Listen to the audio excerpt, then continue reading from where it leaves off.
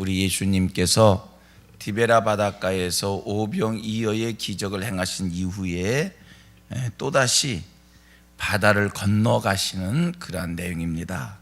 그런데 여기서 한 가지, 바다를 건너갈 때 예수님이 처음부터 같이 배를 타고 건너가신 게 아니라 먼저 제자들이 배를 타고 건너가기를 시작했고, 그 이후에 나중에 예수님이 그 배로 걸어와서 합류를 했다라는 말씀입니다. 그런데 제자들이 먼저 항해를 하는 과정 속에 어떤 일이 있었는가? 성경이 이렇게 얘기합니다. 17절과 18절 말씀, 17절과 18절 말씀. 자, 배를 타고 바다를 건너 가버나움으로 가는데, 시작. 이미 어두웠고 예수는 아직 그들에게 오시지 아니하였더니 큰 바람이 불어 파도가 일어나더라. 제자들이 먼저 배 타고 건너가는 과정 속에 이미 어두웠고 해는 지었고 어둑어둑했을 때 배를 타고 건너간 거예요. 그런데 무슨 일이 벌어졌다고요? 큰 바람이 불고 파도가 일어났다는 거예요. 자, 이때의 광경을 한번 상상해 보시길 바랍니다. 배를 타고 항해를 합니다. 얼마쯤 갔을 것을 얘기하는 거예요. 배를 타고 항해를 했어요. 성경은 말씀하고 있어요. 노를 저 한 12월쯤 갔다고 얘기를 해요. 배를 타고 항해를 하는데 어두워졌고 그런데 갑자기 바람이 불기를 시작하고 파도가 일기를 시작했다. 상상이 갑니까? 이때 제자들이 얼마나 크게 놀랬을까? 이게 다른 것도 아니고 이때의 교통수단이 배를 타고 건너가는 거기 때문에 파도가 일 때는 배가 움직이지 않는다는 것은 예나 지금이나 상식일 겁니다. 그러니까 분명히 그들이 배를 처음에 탔을 때는 잔잔했을 거예요. 그래서 열심히 노를 저어 가는데 갑자기 풍랑이 일기를 시작했고 배가 흔들리기를 시작했다. 얼마나 놀랬을까? 얼마나 걱정이 됐을까? 그들은 이제 자기들 힘으로 파도를 이겨보기 위해서 열심히 노를 저어갔을 겁니다. 그런데 한참 노를 젓고 있는 과정 속에 또 한 가지의 광경이 벌어집니다. 이상한 물체가 자기들의 배로 이렇게 다가오기를 시작했다는 거예요. 다시 말씀드려 볼까요? 배를 타고 가는데 어두워지기를 시작했습니다. 어둑어둑해진 거겠지요. 그런데 갑자기 파도가 일기를 시작합니다. 큰일 났다 싶었습니다. 열심히 노를 져서 그 위기를 극복해 보려고 안간 힘을 썼을 겁니다. 아마 아우성이 있었을 거예요. 빠져 죽게 됐다고 정신 차리라고 노를 더 열심히 짓자고, 이러다가 우리가 이 파도에 휩싸여서 여기서 큰일 당할 수 있겠다고 자기들끼리 아우성 치는 그런 일들이 분명히 있었을 겁니다. 식은땀이 났겠지요. 그런데 그 순간 어둑어둑한 이 어두워진 상황 속에서 이상한 물체가 바다 위로 걸어서 이렇게 움직이면서 자기들 배로 다가오기를 시작한 거예요. 우리 같으면 이게 무슨 귀신이 아닌가 이런 생각이 들 수 있었을 거고, 아마 등골이 오싹하고 깜짝 놀랐을 것입니다. 그때 예수님께서 내니 두려워하지 말라 이런 말씀을 주고 있습니다. 내니 두려워하지 말라. 크게 그들이 두려워하는 상황을 짐작하신 예수님, 나니까 두려워하지 말라.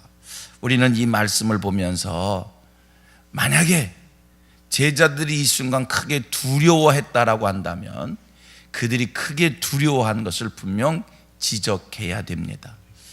생각해 보면 그들이 이 상황에서 두려워하지 않는다면 그게 이상한 거겠지요.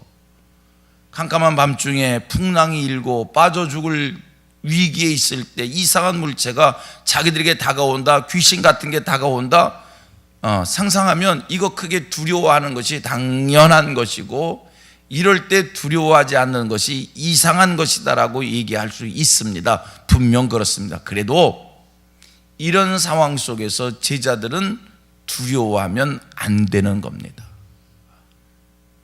왜냐하면 자기들을 이 어둑해졌을 때에 이 갈릴리 바다를 건너가도록 명하신 이가 예수님이시기에, 그리고 이 바다를 건너가도록 명하시기 바로 직전에 펼쳐졌던 일들이 오병이어의 기적의 일들이 있었기에, 그 기적을 체험한 그들이 바다를 건너가는 것이었기에 이런 상황 속에서 제자들이 두려워하면 안 된다, 이런 얘기입니다. 다시 반복하면 오해하지 말고 들으세요. 저는 지금 교과서 같은 얘기를 하는 겁니다. 사람이면 이런 상황에 다 두려워하는 것이 맞습니다만, 안 두려워하는 것이 이상하지요. 이 상황에서 안 두려워한다면 그거는 잘난 척하는 것이고, 나는 아무렇지도 않아 라고 얘기하는 것은, 이거는 괜히 뭐라고 그럴까요? 오버하는 거지요. 두려워하는 게 맞습니다만, 그러나 교과서 같은 얘기를 한다면 이런 상황 속에서도 제자들은 두려워해서는 안 된다는 겁니다. 왜? 두 가지 이유를 말씀하겠어요. 이들을 바다 위를 건너도록 명하시니가 누구이기에? 주님이시기에. 또 이 명령을 받기 전에 그 같은 일을 하게 하신 이는 오병이어의 기적을 베푸신 이가 했기 때문에, 그런 믿음을 가지고 있다면 이런 상황 속에 적어도 제자들이라면 풍랑을 만나도 주님 도와주세요. 우리가 풍랑 만났습니다. 우리가 이대로는 죽을 지경인데 주님이 도와주실 줄로 믿습니다. 이렇게 얘기해야 이게 교과서 같은 이야기라는 겁니다. 사실 우리가 세상을 교과서 같은 마음으로 살기는 힘듭니다. 사람인지라 우리가 천사가 아니고 우리가 하나님이 아닌데 어떻게 세상을 두려워하지 않으며 살 수 있겠습니까? 그러나 여러분, 신앙인으로서의 분명한 목표가 있어야 됩니다. 신앙인의 삶에 대한 우리가 그림이 있어야 됩니다. 신앙인의 삶이라고 하는 게 뭐냐? 하나님을 믿는 자의 삶이라고 하는 게 뭐냐라고 얘기했을 때, 두려워할 수밖에 없는 상황 속에서 두려워하지 않는 것이 살아계신 하나님을 믿는 신앙인 줄로 믿습니다. 두려워할 수밖에 없는 상황 속에서 하나님을 믿으면서 하나님의 도움을 구하는 것이 신앙인의 올바른 모습인 줄로 믿습니다. 그런 신앙을 우리가 꿈꿔야 되는 겁니다. 여러분들이 세상을 살아가는 과정 속에 분명 이런 일 저런 일들이 찾아올 때가 있을 겁니다. 염려되고 걱정되고 두려운 일들이, 그런 일들이 오늘 본문 속에 얘기한다면 제자들이 갈릴리 바다에서 풍랑을 만난 것 같은 그러한 일들이 우리에게 올 때가 있을 겁니다. 삶의 위기가 찾아올 때가 있을 겁니다.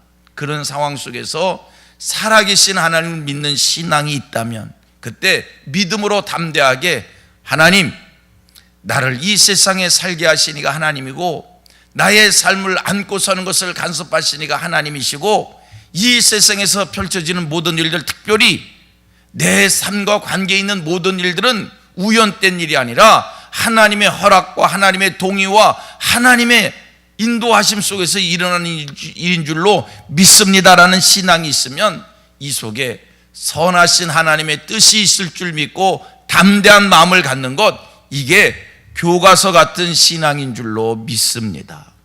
자, 오늘 여러분 무엇 때문에 염려하십니까? 무엇 때문에 걱정스럽습니까? 무엇 때문에 두렵습니까? 내가 오늘 하나님을 믿는 제대로 된 신앙, 하나님은 어떠한 기적도 행하실 수 있는 오병이어의 기적을 행하시니까 우리 주님이시다라고 하는 것을 믿는다라고 한다면, 그런 상황 속에 두려워하지 않는 것이 신앙인 줄로 믿습니다. 자, 오늘 성경 속에서 이런 상황 속에서 제자들이 교과서 같은 신앙을 보인다고 하면, 풍랑이 일었을 때 죽게 됐다고 아우성칠 것이 아니라, 주님, 우리가 풍랑을 만났습니다. 주님 찾아오셔서 이 풍랑을 잔잔케 주십시오라고 하나님께 맡기고 기도하는 것이 교과서 같은 신앙입니다. 오늘 저와 여러분들에게 이런 교과서 같은 신앙이 생겨지게 되기를, 교과서 같은 신앙이 다 생길 수 있기를 축복합니다. 자, 염려스러워 걱정스러운 일이 있습니까? 요동하지 말고요, 아우성치지 마시고요, 큰일 났다라고 얘기하지 마시고요, 믿음으로 하나님, 주님이 찾아오셔서 주님이 함께 해주셔서 도와주시면 이 풍랑도 잔잔케 될 줄로 믿습니다. 이렇게 오늘 이 새벽에 담대하게, 흔들리지 마시고요, 담대하게 하나님 앞에 구하는 신앙의 사람들 되기를 축복합니다. 하나 더 확인하시기를 바랍니다. 갈릴리 바다로 항해를 하도록 명하신 이가 주님이십니다. 제자들을 명하신 이가 주님이십니다. 오늘 나를 이 세상에 살도록 허락하신 이가 하나님이시고, 이 시대 속에서 나의 안고 서는 모든 일들을 하나님이 간섭하신다라고 믿는 것이 우리의 신앙입니다.